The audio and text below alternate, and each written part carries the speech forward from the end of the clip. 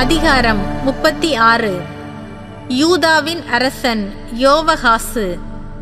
பின்னர் நாட்டு மக்கள் யோசியாவின் மகனான யோவகாசை அவருக்கு பதிலாக எருசலேமில் அரசனாக்கினார்கள். யோவகாசு அரசனான போது அவனுக்கு வயது 23. அவன் எருசலேமில் 3 மாதங்கள் ஆட்சி செய்தான். எகிப்திய மன்னன் அவனை எருசலேமில் பதவியிலிருந்து நீக்கினான். மேலும் 4000 கிலோகிராம் வெள்ளியும் 40 கிலோகிராம் பொன்னும் கப்பமாக நாடு செலுத்துமாறு அவன் ஆணையிட்டான்.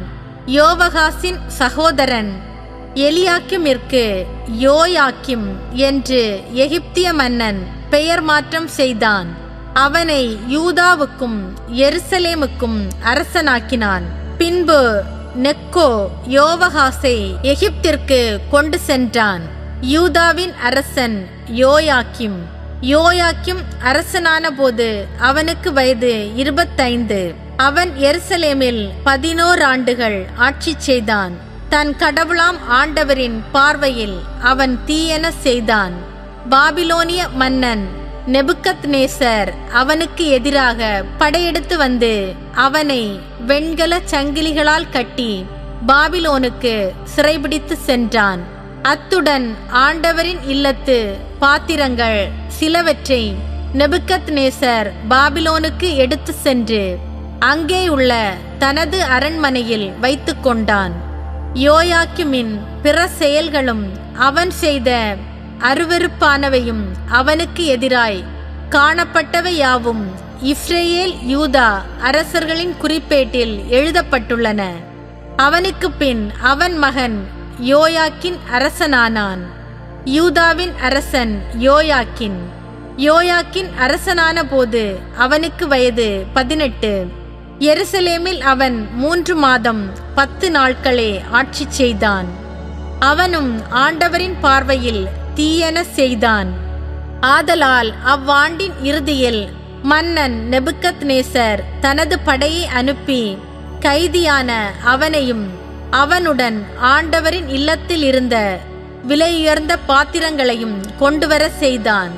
பின்பு அவனுடைய சிற்றப்பன் செதேக்கியாவை அவனுக்கு பதிலாக யூதாவுக்கும் எருசலேமுக்கும் அரசனாக்கினான்.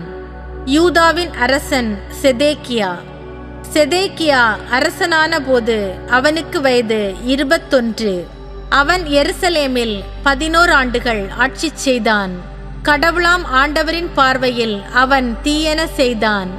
ஆண்டவர் பெயரால் பேசிய இறைவாக்கினர் எரேமியா முன் தன்னை தாழ்த்தி கொள்ளவில்லை. எருசலேமின் வீழ்ச்சி.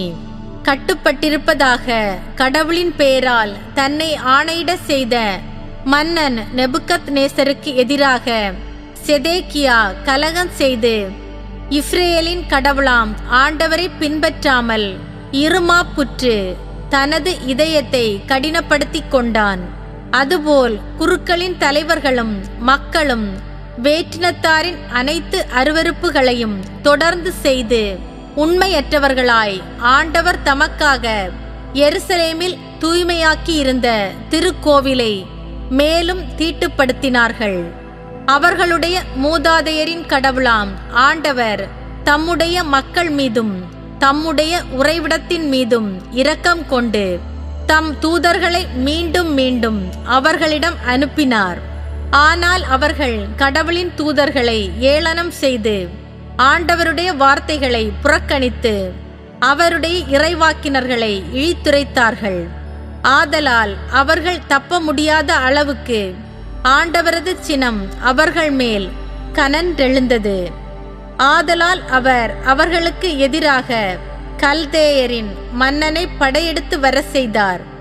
அவன் அவர்களின் திருவுறைவிடமாகிய ஆண்டவரின் இல்லத்தில் அவர்களின் இளம் வீரர்களை வாளால் வெட்டி வீழ்த்தினான். இளைஞர் கன்னியர் என்றோ முதியோர் கிழவர் என்றோ எவர் மேலும் இரக்கம் காட்டாமல் எல்லாரையும் அவன் கையில் ஆண்டவர் ஒப்படைத்தார். கடவுளின் இல்லத்து எல்லா சிறிய பெரிய பாத்திரங்களையும் அதன் கருவூலங்களையும் அரசரிடமும் அவருடைய அதிகாரிகளிடமும் இருந்த செல்வங்கள் அனைத்தையும் அவன் பாபிலோனுக்கு கொண்டு சென்றான். கடவுளின் இல்லத்தை அவர்கள் எரித்து எருசலேமின் மதில்களை தகர்த்தார்கள். அங்கிருந்த அனைத்து மாளிகைகளையும் தீக்கிரையாக்கி விலையுயர்ந்த பொருட்கள் அனைத்தையும் அழித்தார்கள். மேலும் வாளுக்கு தப்பியவர்களை அவன் பாபிலோனுக்கு நாடு கடத்தினான். பெர்சிய அரசு எழும்பும் வரை அங்கே அவர்கள் அவனுக்கும் அவன் புதல்வர்களுக்கும் அடிமைகளாயிருந்தார்கள். நாடு ஓய்வு நாட்களை கடைபிடிக்காததால் 70 ஆண்டுகள் பாழாய் கிடக்கும் என்று எரேமியா வாயிலாக ஆண்டவர் உரைத்த வாக்குகள் இவ்வாறு நிறைவேறின. யூதர்கள் எருசலேமிற்கு திரும்புமாறு சைரசு கட்டளையிடுதல். பெர்சிய மன்னர் சைரசு ஆட்சியின் முதல் ஆண்டில் எரேமியா வழியாக ஆண்டவர் உரைத்த வாக்குகள் நிறைவேறும் வண்ணம் ஆண்டவர் பெர்சிய மன்னர் சைரசின் மனத்தை தூண்டி எழுப்பினார். எனவே அவர் தமது நாடு முழுவதற்கும் மடல் வரைந்து அறிவித்தது யாதெனில், பெர்சிய மன்னராகிய சைரசு என்னும் யாம் கூறுவது இதுவே: விண்ணக கடவுளாம் ஆண்டவர் மண்ணக அரசுகள் எல்லாவற்றையும் எனக்கு அளித்துள்ளார். மேலும் யூதாவிலுள்ள எருசலேமில் அவருக்கு திருக்கோவில் எழுப்புமாறு எனக்கு பணித்துள்ளார். எனவே அவருடைய மக்களாக இருப்பவர் அங்கு செல்லட்டும். கடவுளாம் ஆண்டவர் உங்களோடு இருப்பாராக.